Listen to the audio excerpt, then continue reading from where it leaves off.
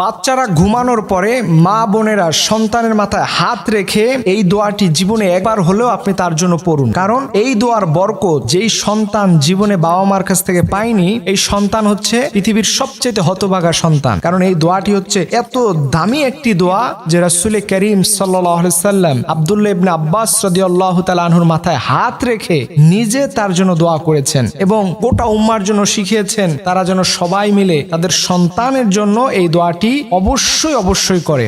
ভালো মানুষ এসে পরিণত হবে এবং এর মাধ্যমে তার মাথার ব্রেন শক্তি, তার মেধা শক্তি এত বেশি বৃদ্ধি পাবে যে আপনি কল্পনাও করতে পারবেন না। এর জন্য রাসূল সাল্লাল্লাহু আলাইহি সাল্লাম আমাদেরকে শিখিয়েছেন যে অবশ্যই এই দোয়াটি তার মাথায় হাত রেখে ঘুমানোর পরে তোমরা পড়বে, আল্লাহুম্মা ফাক্কিহু ফিদ্দীন ওয়া আল্লিমহুত তাউইলা। এই দোয়াটি আপনি আপনার সন্তানের মাথায় হাত রেখে জীবনে একবার হলে আপনার পড়া উচিত।